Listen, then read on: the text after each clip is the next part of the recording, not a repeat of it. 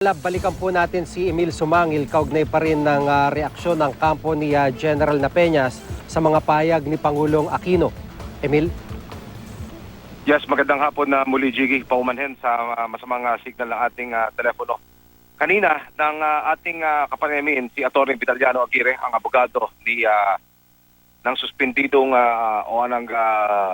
ang sinibak na director ng PNP SAF na si Tulio Napeñas. Ipinakita niya sa atin yung isang dokumento. Binubuo ito ng 23 pahina, Jiggy, at nakapaloob daw dito yung lahat ng text messages na ipinadala at natanggap ni Director Napeñas mula bago at hanggang sa maisakatuparan itong operasyon laban sa international terrorist na si Zulkifli Binhir alias Marwan.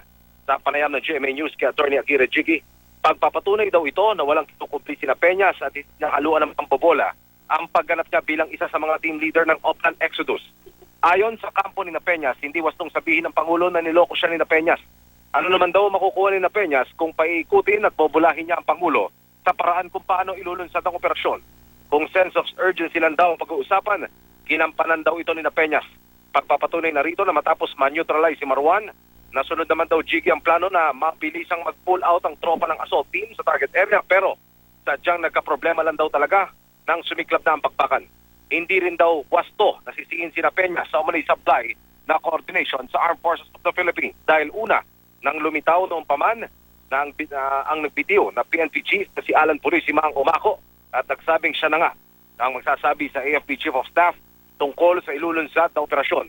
Nirerespeto raw ng kampo ni Napeñas, Jiggy, ang talumpati ng Pangulo kahapon, pero nananatiling palaisipan sa kanila kung bakit hindi man lang nabanggit si Purisima at si Napeñas lamang ang bistulang pinagbuntunan ng sisi.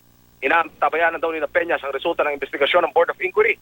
Handa raw sila sa posibilidad na si Napeñas ang lumitaw sa investigasyon na dapat na managot sa Mamasapanong incident at kung sakali, may mga dapat daw abangan ng publiko mula sa kanilang kampo. Jiggy.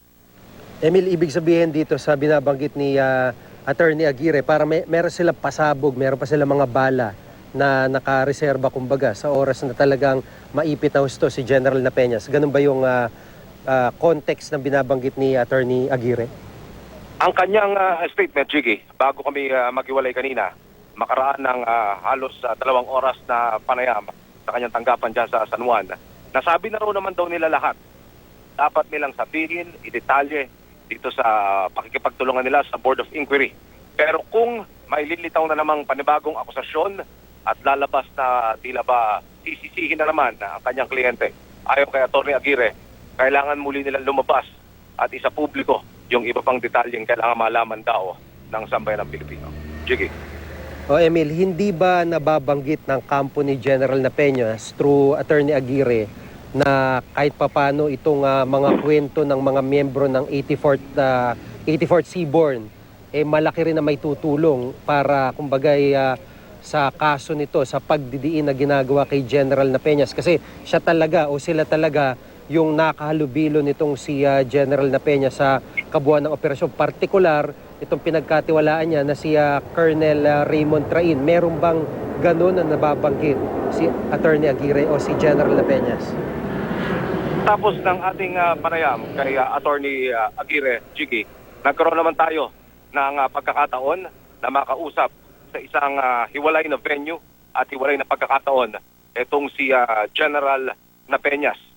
Nabanggit ko sa kanya yung ating coverage last Friday kung saan ginawaran ng parangal ng POLCOM at ng National Police Commission yung 15 wounded in action na miyembro ng PNP na kabilang dyan sa mga umassault at nag-block doon sa puwersa ng raiding team mula dito sa PNP Special Action Force. Siya ay tuwan-tuwa dahil yun daw mga statement na ibinigay nitong wounded in action pa lamang, Jiggy, na kanyang mga tauhan ay tsak daw na makatutulong sa statement na kanyang binigay. Ibig sabihin ito ay sususog at mapapalakas pa sa una niya ng binigay na pahayag sa Board of Inquiry para lumabas ang katotohanan. At ito ang kanyang inaasahan, bagaman na medyo dismayado si General Napeñas. Sabihin na natin hindi niya nagustuhan ang naging laman ng talumpati ng Pangulo kahapon.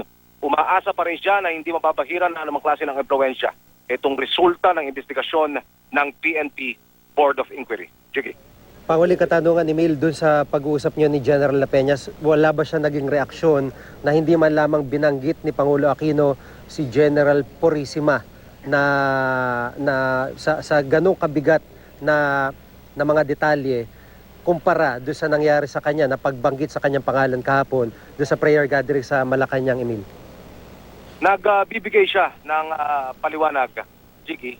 Nagbibigay siya ng kanyang mga statement, mga insight, pero yung mismong sisihin o mismong banggitin yung pangalan ni General Purisima na siyang dapat managot, ito ay hindi nating narinig mula kay General La Peñas. Ang talagang bumabanat dito kay General Purisima ay itong kanyang abogado na si Attorney Vitaliano Aguirre.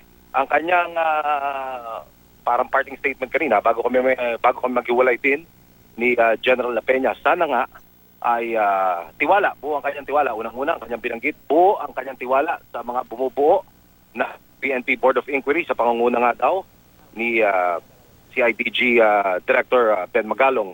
At sana ay yung una nang binanggit nito sa talumpati sa isinagawang press conference kahapon sa CIDG office dito sa Campo Crame ay mag-iiwan ng tiyakin ni General Magalong yung resultang kanyang ipapalabas ay totoo, tunay at wasto at siyang mag-iiwan ng wastong legacy sa Philippine National Police. Jiggy. Maraming salamat, Emil Sumangil.